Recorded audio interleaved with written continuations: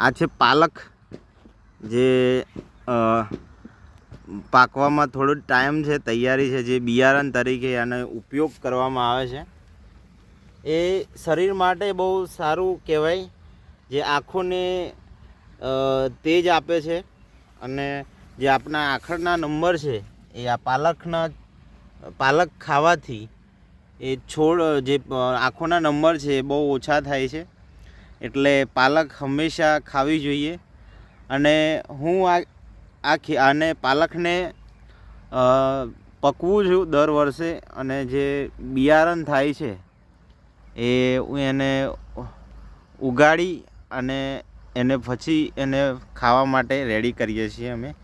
એટલે આ પાલક છે, અને પાકવામાં થોડો સમય વાર છે. બાકી તૈયારી તો થઈ જ ગઈ છે આ પાલકની પાકવામાં, એટલે રેડી છે.